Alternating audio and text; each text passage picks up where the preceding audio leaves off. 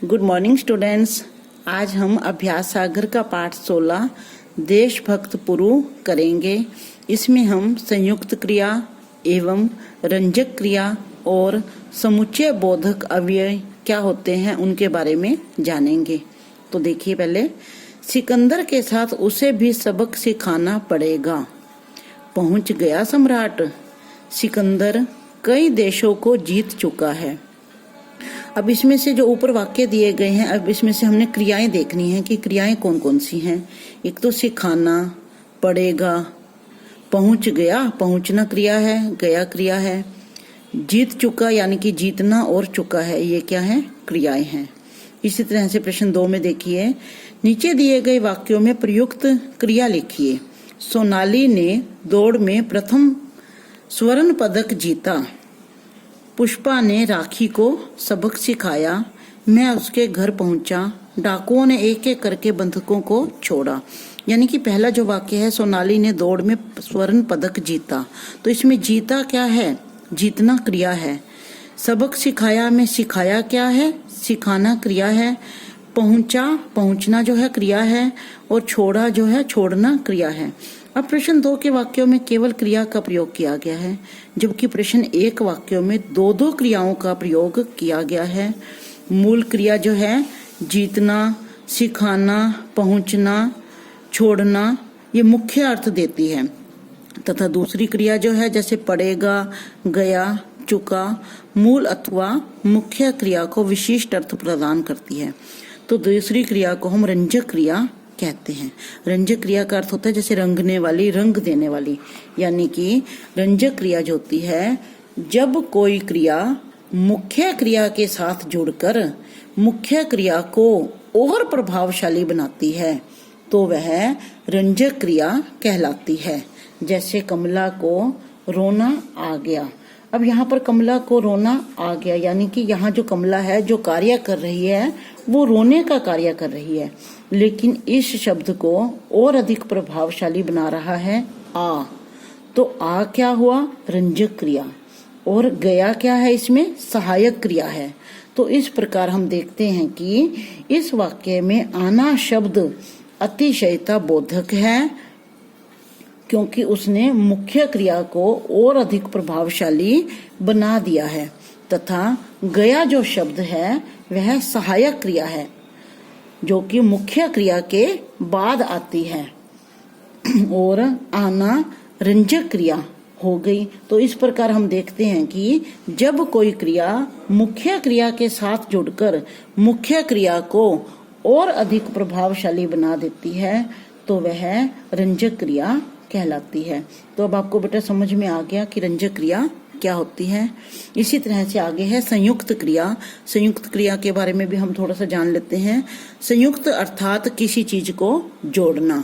जब 2 या 2 से अधिक क्रियाएं मिलकर किसी वाक्य में प्रयोग होती हैं, अर्थात जिस वाक्य में 2 या 2 से अधिक क्रियाएं होती हैं, तो उस वाक्य को हम संयुक्त क्रिया कहते हैं। जैसे मैं करनाल गया था, तो यहाँ पर गया क्या है, मुख्य क्रिया है, और था जो है वो सहायक क्रिया है। तो यह वाक्य जो है वो 2 क्रियाओं से मिलकर बना है। तो संयुक्त क्रिया अर्थात जब 2 या 2 से अधिक क्रियाएं मिलकर जो 2 किसी वाक्य में प्रयोग होती हैं, तो उसे हम संयुक्त क्रिया कहते हैं। आगे देखिए,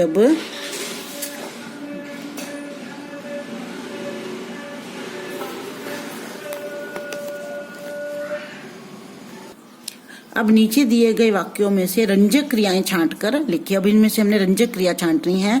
सुषमा ने खाना खा लिया। अब खाना क्या है, मूल क्रिया है, और लिया क्या है, रंजक क्रिया है। पत्र पढ़ डाला, पढ़ना जो है वो मूल क्रिया है, डाला क्या है, रंजक क्रिया है। सोहन डरावना सपना देखकर डर गया। डर जो है मूल क्रिया है, और गया जो है रंजक क्रिया है। इसी तरह साहिल की माताजी लौट आई। आई जो है रंजक क्रिया है। नसरीन ने कहा बच्चे बैठ जाओ। जाओ यानी कि जाना जो है वो रंजक क्रिया है। अब इन जो वाक्य दिए गए हैं, इसमें से मूल क्रिया और रंजक क्रिया को अलग करके लिखना है।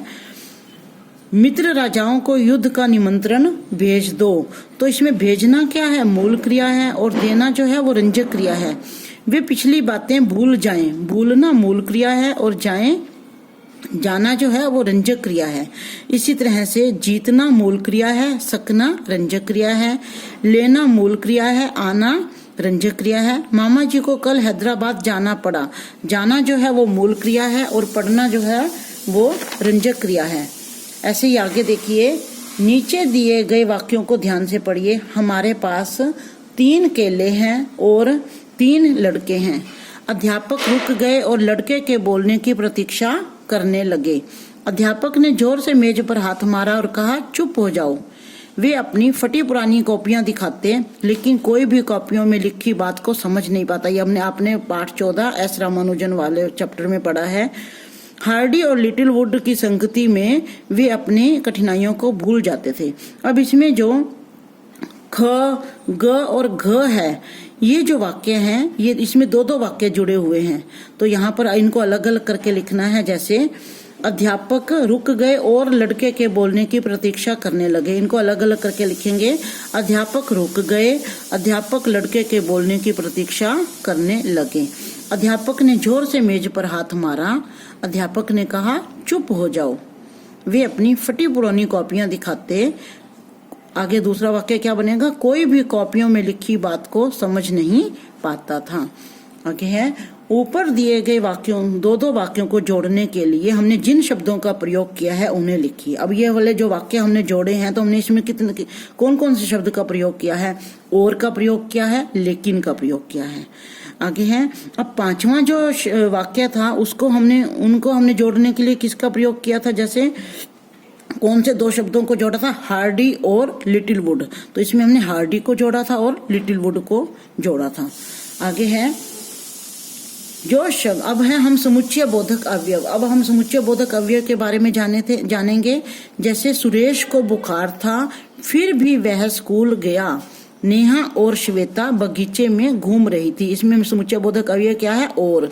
फिर भी मैंने उसे समझाया, लेकिन। अब लेकिन जो है इसमें समुच्चय बोधक अवयव है। आप चाय पसंद करेंगे या कॉफी, या डॉक्टर साहब एक रोगी की जांच कर रहे थे, इसलिए वे टेलीफोन न सुन सके। इसलिए यदि आप घर आए तो मिठाई जरूर लेते जाएं। तो यहाँ पर ये क्या है, जो समुच्चय बोधक अवयव की क्या परिभाषा हुई, जब जो शब्द 2 या 2 से अधिक शब्दों यानी कि उपवाक्यों या वाक्यों को जोड़ते हैं, उन्हें हम समुच्चय बोधक अवयव कहते हैं। समुच्चय बोधक अवयव कौन कौन से होते हैं, एवं, यदि, तो, जब, तब, यद्यपि, तथापि, और, तथा, किंतु, या, अथवा, क्योंकि, इसलिए, कि, फिर भी, अतः, लेकिन, इसलिए, कि, ताकि, अर्थात आदि। ये सब क्या है, ये सब समुच्चय बोधक अव्यय हैं। आगे देखिए, नीचे दिए गए वाक्यों में से समुच्चय बोधक अव्यय छांट कर लिखिए। अब ये वाक्य दिए गए हैं, इसमें से हमने समुच्चय बोधक अव्यय छांटने हैं कि वो कौन कौन से हैं। अपने सम्राट से कहना कि हम उसे हारना सिखा देंगे। की जो है ये क्या है, समुच्चय बोधक अव्यय है। सब कुछ कहा सम्राट, फिर भी पुरु लड़ने के लिए तैयार है। फिर भी, तो फिर भी क्या है, समुच्चय बोधक अव्यय है। अंधेरे में बिजली की चमक और बादलों की गड़गड़ाहट सुनाई पड़ रही थी। और मैंने सुबह की पढ़ाई कर ली। ताकि जो है समुच्चय बोधक अव्यय है। यद्यपि रामानुजन बहुत बीमार थे, तथापि वे अंकों से खेलते रहे। यद्यपि और तथापि जो है इसमें ये क्या है, समुच्चय बोधक अव्यय हैं। आगे देखिए, नीचे दिए गए समुच्चय बोधक अव्ययों का वाक्यों में प्रयोग कीजिए। अब यहाँ पर समुच्चय बोधक अव्यय दिए गए हैं, और, इसलिए, यदि, तो, क्योंकि, फिर भी। इनको हमने वाक्य में प्रयोग करने हैं।